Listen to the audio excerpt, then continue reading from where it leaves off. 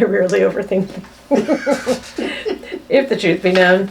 Hi everyone, it's Miss Kate. And Miss Hazel. Hey, we're getting ready for Valentine's Day, and we thought, wouldn't it be fun if you had something that was sort of quick and easy to make, or you could spend a whole week or so doing it. And this is it. I'm working on it now. I'm not done with it, but I'm going to show you what we did. So I took a big piece of construction paper. It is 12 by 18, and I folded it up.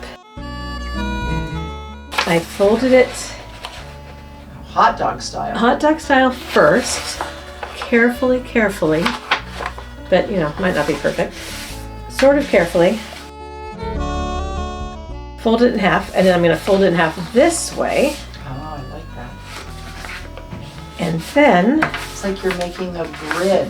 yes, exactly. I'm making a grid. I'm going to have 8 places to make things for Valentine's Day. And then, it could be hung up on the wall. It could be a gift for someone if you wanted to. But now when I open it up, you can see there's 1, 2, 3, 4, 5, 6, 7, 8 spots to make your art. I will show you. I started with some tissue paper. I glued some tissue paper down on, I ripped it and glued it down, and I cut out a heart. This was in our painted paper scrap pile. It was a project that we did a little bit ago, and I cut it all up and turned that into that piece. This one again was another piece of painted paper that someone had painted black hearts on and didn't want anymore, so we got it. This one, another background piece, and then I ripped pieces of painted paper to make that heart. They're very pretty, Miss Kate. Thanks. These two I used watercolor. So if you have watercolor paint out, I can open it. This one's a little bit messy, sorry guys. But this one, but you can use any watercolor that you have. And this one I was thinking I would outline these hearts in Sharpie to make them really stand out. Because this is all the same color paint on this one, but I just did layers to make some of the hearts dark, or to make the hearts darker than the background. It's a good way to think about different styles. Yes. I was thinking that we have this really beautiful fabric. I'm going to add fabric to my piece now. Miss Hazel had this out for something else, but look at this. Won't that be a fun one to have on?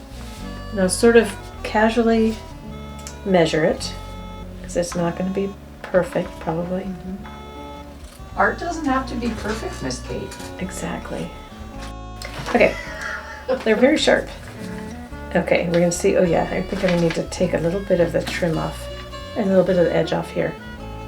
And then I'm just going to glue it with glue stick, because I think it'll work. Don't overthink it. No. Fill your squares with fun things. I rarely overthink things. If the truth be known. Okay, so I'm going to add some of the glue stick onto this. It's purple right now, but it dries clear. So even though I did get some on the other side, I'm not going to be upset about it. Okay, I think I'm going to like this. Again, I'm going to add some paper. I think I'm going to do black lines of paper around the edges to like a picture frame. Like a picture frame, yeah. So this edge won't matter so much to me.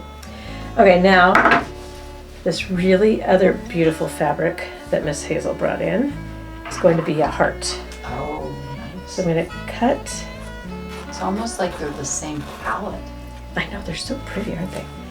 When you're cutting a heart, this is what I like to do. I like to fold my paper, or in this case my fabric, and then I'm going to cut a little piece off right there, so I can maybe have 2 hearts. I like to fold it, and then I just cut one side of the heart so that my heart will come out as an even heart. That's a good trick.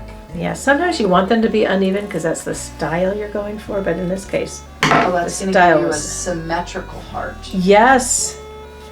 It's a fancy word. Yes, we're being the same around there.